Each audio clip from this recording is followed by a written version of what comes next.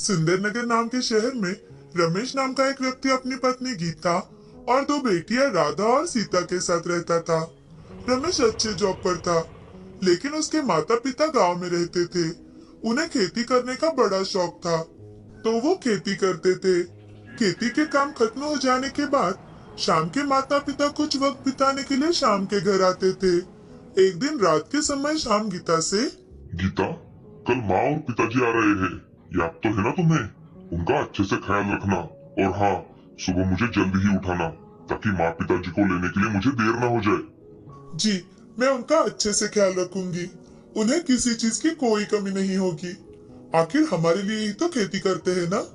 और हाँ, आपके कहने से पहले ही मैंने मोबाइल में अलार्म लगा रखा है। अरे वाह, तू तो बड़ी होशियार हो गई है आजकल। ऐसा कहते ही गीता हंसकर बिस्तर पर लेट जाती है और अपना मोबाइल देखने लगती है। रमेश भी अपने मोबाइल पर कुछ करने लगता है। राधा और सीता दादा दादी आने की खबर सुनकर बहुत खुश है। दूसरे दिन सुबह रमेश अपने माता पिता को लेने के लिए निकल जाता है और उन्हें लेकर घर आता है। घर आकर तैयारी कर फिर ऑफिस में चला जाता है। आपको आते समय कुछ तकलीफ तो नहीं हुई? आप थोड़ा आराम कर लीजिए। तब तक राधा और सीता भी उठकर तैयार हो जाएंगी। शाम के वक्त रमेश ऑफिस से घर आ जाने के बाद सब लोग मिलकर खाना खाते हैं और खाना खाते खाते कुछ बातें करते हैं। खाना हो जाने के बाद शाम अपने फोन में व्यस्त हो जाता है और गीता भी घर के काम होते ही अपने फोन में व्यस्त हो जाती है। राधा और सीता दादा दादी के साथ दिन भर खेलती है, तो वो पढ़ाई करने के लिए बैठ जाती है। दादी, आप मेरी पढ़ाई लीजिए ना, मुझे अच्छा लगेगा। हमारी पढ़ाई कोई नहीं लेता। पापा को तो ऑफिस से आने के बाद फोन से वक्त ही नहीं मिलता और माँ, वो भी काम होते ही मोबाइल लेकर बैठ जाती है। अब दादी राधा की और दादाजी सीता की पढ़ाई लेते हैं। अब हर रोज वो दोनों बच्चियों की पढ़ाई लेते हैं। वो देखते हैं कि लड़कियों का होमवर्क हर रोज इनकम्प्लीट है। अब दादाजी गीता और रमेश क्या क्या करते हैं उन पर भी ध्यान देने लगे। अब उन्हें सारी बातें समझ में आ जाती है। फोन की वजह से रमेश अपने बेटियों को वक्त नहीं दे रहा और तो और गीता भी अपने काम खत्म कर मोबाइल लेकर बैठ जाती है। बच्चियां भी स्कूल से आते ही मोबाइल लेकर खाना खाती है। ये देख दादाजी को बहुत गुस्सा आता है। वो दादी जी से, अरे भाग्यवान, देखा तुमने? घर के सारे लोग कितने बदल गए हैं मोबाइल के कारण। अब हमें ही कुछ करना होगा। ये तो एक दूसरे को वक्त भी नहीं दे पाते मोबाइल के कारण। जी, आप बिल्कुल सही कह रहे हो। रमेश का छुट्टी का दिन था। सीता खेलते खेलते रमेश से, पापा, आपको पता है मेरे स्कूल में शारदा नाम की एक लड़की है जो सब लड़कियों को बहुत परेशान करती रहती है। सीता अपने पापा को शारदा की कुछ बातें बता रही थी, लेकिन रमेश का सीता की बातों पर बिल्कुल ध्यान नहीं था। सीता को ये देख बुरा लगता है। तभी सीता मन ही मन, मैं ये बात माँ को बताती हूँ। ये बात बताने के लिए सीता अपने मम्मी के पास जाती है और अपनी माँ से, मम्मी, मैं पापा को शारदा के बारे में बातें बता रही थी। पापा ने कुछ भी नहीं सुना। सीता रोने लगती है। उसका रोना सुन गीता, सीता, उसमें रोने की क्या बात है? पापा कुछ कर रहे होंगे। हाँ, बिल्कुल सही कह रहे हो माँ। आप और पापा बिल्कुल सेम हो। आप दोनों को सिर्फ मोबाइल चाहिए, मोबाइल। हम दोनों की आपको कोई जरूरत नहीं। और रोते हुए वहाँ से अपने कमरे में चली जाती है। तभी दादाजी और दादी सीता को रोते देख वहाँ आ जाते हैं। रमेश वही बैठा होता है। फिर भी दादाजी रमेश को जोर से आवाज लगाते हैं, रमेश, यहाँ आओ। रमेश पिताजी की गुस्से भरी आवाज सुन उनके सामने भागते हुए आ जाता है। गीता भी पिताजी की आवाज सुन अपने हाथ का मोबाइल नीचे रख देती है और जल्दी जल्दी रमेश के पास आकर उसके साथ खड़ी हो जाती है। तभी रमेश, क्या हुआ पिताजी? आप इतने नाराज और गुस्सा क्यों है? हमसे कोई भूल हुई है क्या? क्या भूल हुई है ये पूछ रहे हो? हम आए दिन से देख रहे हैं घर में किसका कितना ध्यान है। मेरी फूल जैसी पोती है, इन पर भी किसी का ध्यान नहीं है। रमेश गीता की ओर गुस्से से देखता है। उसी वक्त दादाजी, गीता बहू की ओर गुस्से से मत देखो। गलती सिर्फ उसकी नहीं है, तुम्हारी भी उतनी ही गलती है जितनी बहू की है। ऑफिस से घर आने पर कभी बच्चियों से प्यार से बात की है तुमने? कभी उनकी पढ़ाई ली है? अपनी ओर देखा है? मोबाइल मोबाइल, बस मोबाइल। इसके अलावा भी कोई आप लोगों की दुनिया है या नहीं? लेकिन पिताजी, बस एक शब्द भी मत निकालो मुंह से। रमेश और गीता चुप हो जाते हैं। दादाजी फिर से, अरे बहू, तुम तो घर पर होती हो ना, कभी देखा है बच्चों को क्या होमवर्क मिला है, उन्होंने किया है या नहीं? काम पर होते हुए कभी पूछा है, माँ पिताजी आपको किस चीज की जरूरत है या नहीं? किसी रिश्तेदार से बात की है तुमने इतने दिनों में? अरे बाकियों का छोड़ो, अपनी बेटी क्या बात कर रही है ये भी सुनने के लिए तुम दोनों को वक्त नहीं है। एक दूसरे में कितनी दूरियां आ चुकी है ये समझ नहीं आ रहा तुम्हें? अपने पिताजी की बातें सुनकर दोनों को बहुत बुरा लगता है। उस रात वो दोनों अपने पिताजी की बात पर सोच विचार करते हैं और दूसरे दिन सुबह उठते ही अपने पिताजी के कमरे में चले जाते हैं। पिताजी, हम दोनों को माफ कर दीजिए। कल रात भर हम दोनों सो नहीं पाए। आपने हमें इस बात की समझ दिला दी है कि मोबाइल का इस्तेमाल करो, लेकिन इतना नहीं कि हर कोई हमसे दूर हो जाने लगे। उस दिन से गीता और रमेश शाम के वक्त अपनी दोनों बेटियों के साथ वक्त बिताने लगे और छुट्टी के दिन वो उनकी पढ़ाई लेते थे, अपने दोस्तों से मिलते थे। बच्चियां सो जाने के बाद वो अपने मोबाइल पर कुछ न कुछ करते। अब सब खुशी खुशी रहने लगे। इस कहानी से हमें ये सीख मिलती है कि जिंदगी में किसी भी चीज का इस्तेमाल अगर बहुत ज्यादा हो तो उसका असर हमारी जिंदगी पर पड़ता है, साथ ही हमारी खुशियों पर भी पड़ता है। एक समय की बात है, एक कविता नाम की औरत अपनी बेटी जया के साथ रहा करती थी। कविता के पति जया छोटी ही थी तब भी गुजर गए थे, इसीलिए कविता सिलाई बुनाई करके अपने घर का गुजारा किया करती थी। जया एक सुंदर और सुशील लड़की थी। उसे पेंटिंग करने का बहुत शौक था। वो जब भी पेंटिंग करने लगती तो उसे भूख प्यास किसी का भी ख्याल नहीं रहा करता था। ये देख उसकी माँ बहुत चिढ़ा करती थी। एक दिन जया अपना सामान लेकर एक पहाड़ी पर गई। वहां रुककर बहुत अच्छी पेंटिंग बना रही थी। तभी कविता उसे ढूंढते हुए वहां आई।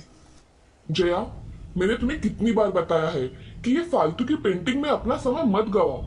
तुम सिलाई बुनाई सीख लोगी तो तुम आगे जाकर कुछ कमा सकती हो। माँ, मुझे सिलाई कढ़ाई करना अच्छा नहीं लगता, मैं पेंटिंग ही करूंगी। क्या तुम्हें मेरी बात समझ में नहीं आती है? माँ, मुझे पेंटिंग करना बहुत अच्छा लगता है, मुझे सिलाई बुनाई नहीं करनी। अगर तुम सिलाई बुनाई नहीं करोगी तो तुम्हारा आगे क्या होगा? तुम खुद का पेट कैसे पालोगी? माँ, मुझे अभी के लिए पेंटिंग करने दो। तुमसे तो बात करना ही मूर्खता है। मैं जा रही हूँ, मैं मेरा पेंटिंग खत्म हो जाने के बाद आ जाऊंगी माँ। कविता वहां से गुस्से में चली जाती है। उस दिन जया अपना पेंटिंग का काम पूरा करके घर चली जाती है। उसकी माँ सिलाई का काम कर रही थी। कविता जया को आवाज देती है।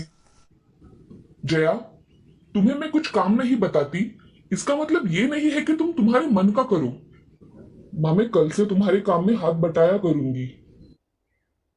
जया अब खाना खाकर सो जाती है। अगले दिन कविता अपना काम करने जल्दी ही बैठ जाती है तो जया पेंटिंग करने के लिए निकलती है।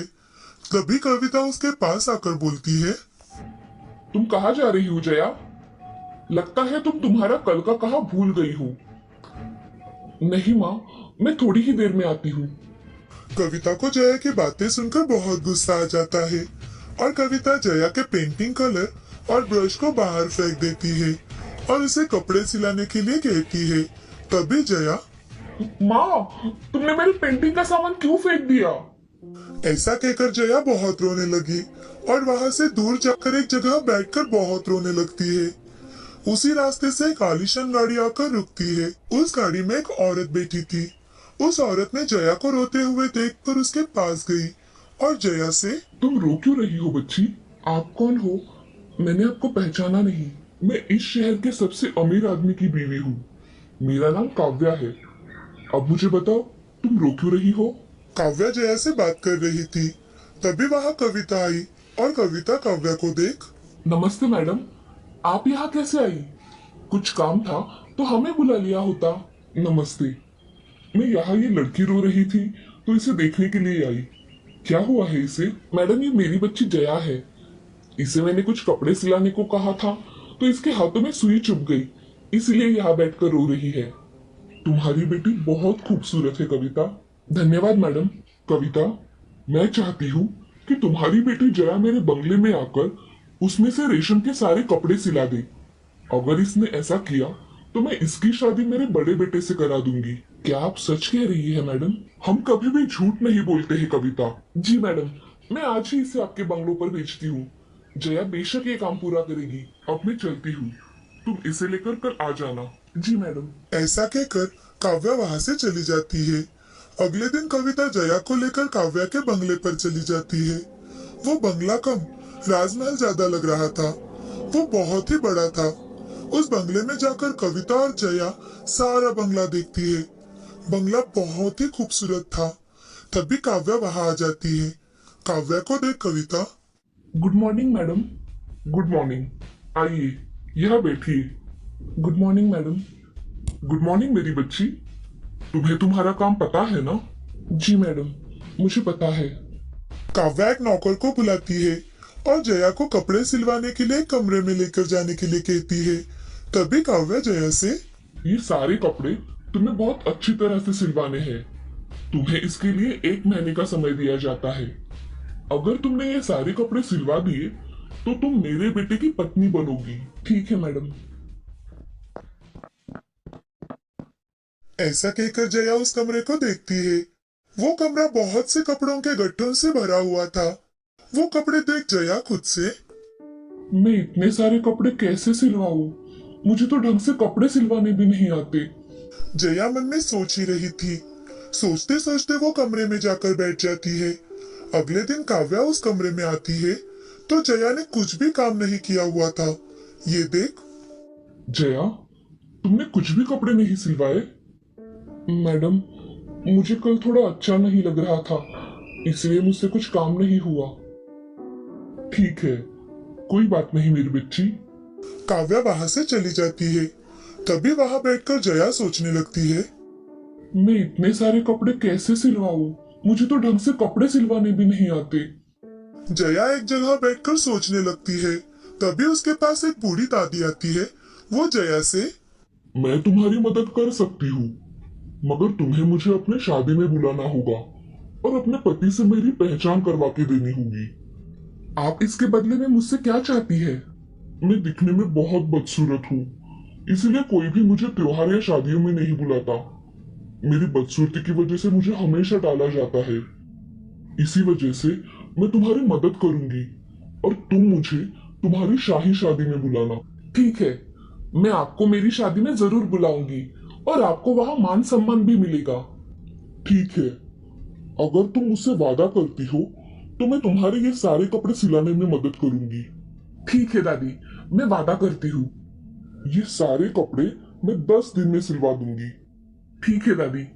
जया दादी को कपड़े सिलवाने में मदद करती है। उसकी मदद से बूढ़ी दादी बहुत ही अच्छी ड्रेस सिलवाती है। उसे देख जया बहुत खुश हो जाती है। अगले 10 दिनों में दादी हर रोज आकर कपड़े सिलवा दिया करती थी। एक दिन काव्या जया के कमरे में आने के लिए निकलती है। तभी दादी को किसी के पैरों की आवाज आती है। ये देख दादी अदृश्य हो जाती है और जया अपना सिलवाने का काम करती है।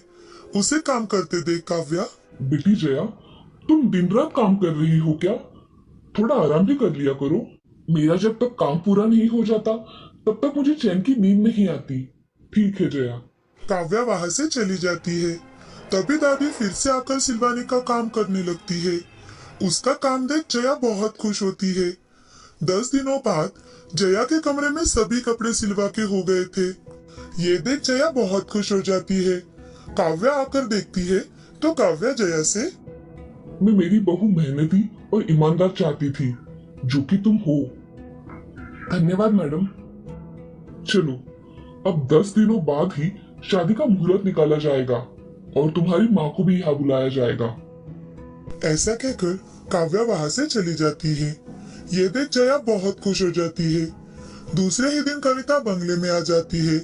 तभी काव्या उसका बहुत अच्छे से स्वागत करती है और उसे आराम करने के लिए कहती है। ये देख जया कविता के कमरे में चली जाती है। तभी जया कविता से, माँ, मुझे तुम्हें कुछ बताना है। हाँ कहो ना जया, क्या कहना चाहती हो? माँ, मैंने एक बूढ़ी दादी को मेरे शादी में आमंत्रित किया है और वो मेरे रिश्तेदार है ऐसा बताना है। वो मेरी दादी बनकर आएगी। ऐसा कुछ नहीं होगा जया, तुम्हारी शादी इतने बड़े परिवार में हो रही है, ये क्या कम है कि तुम फिर से किसी को भी दादी बोल रही हो? माँ, मैंने दादी को वचन दिया है। उन्होंने कपड़े सिलवाने में मेरी बड़ी मदद की है, इसलिए मैं वचन नहीं तोड़ सकती। तुम्हें जो ठीक लगे वो करो। ऐसा कहकर कविता सो जाती है। कुछ ही दिनों बाद महल में शाही शादी का आयोजन किया जाता है। शाही शादी में बहुत बड़े बड़े रईस लोग आमंत्रित थे। उनकी शादी देख सभी बहुत खुश थे। तभी दरवाजे पर बूढ़ी दादी आ जाती है। बूढ़ी दादी को देख जया भागते हुए उसके पास जाती है और उन्हें गले लगा लेती है। उनका हाथ पकड़कर उन्हें अंदर ले आती है। तभी जया का पति अर्जुन वहां आ जाता है और अर्जुन जया से, जया, ये कौन है? ये मेरी दादी है। मैं कपड़े सिलवाना इन्हीं से सीखी हूँ। अच्छा, आइए दादी, आपका स्वागत है। आइए दादी। जया और अर्जुन दादी को अंदर लेकर जाते हैं और थोड़ी ही देर बाद सभी खाना खाने के लिए बैठ जाते हैं। दादी को जया लेकर खाने की कुर्सी पर बिठाती है। सभी हंसी खुशी खाना खा रहे थे। तभी दादी अर्जुन से, अर्जुन, मेरे हाथ देखो कितने खराब है। हाँ दादी, मगर आपके हाथ इतने खराब कैसे हुए? मशीन पे हर रोज कपड़े सिलवा के मेरे हाथ खराब हो गए। और आपकी आंखें ऐसी लाल क्यों लग रही है दादी? अर्जुन, रेशम कपड़ा देख देख के मेरी दृष्टि कम हो गई है। ये बात सुन अर्जुन मन में बहुत डर जाता है। वो तुरंत ही जया के पास चला जाता है और जया से कहता है, जया, तुम आज से सिलाई का काम नहीं करोगी। तुम्हें जो भी दूसरा काम अच्छा लगे वो तुम कर सकती हो। मैं कुछ समझी नहीं, अब क्या कह रहे हो? तुम जैसी हो मुझे वैसी ही चाहिए। तुम सिलाई का काम नहीं करोगी। तुम्हें अगर पेंटिंग पसंद हो तो मैं तुम्हें बहुत अच्छे रंग ला कर दूंगा। जया को अपने कानों पर तो विश्वास ही नहीं हो रहा था। सच में अर्जुन जी, आप मुझे पेंटिंग करने देंगे? हाँ जया। जया अर्जुन के गले लग जाती है और वो जिंदगी भर खुशी खुशी रहते हैं। उनके साथ दादी भी रहा करती थी। उन्हें एक परिवार मिल गया था और अर्जुन का नेक दिल स्वभाव देख सभी बहुत खुश थे।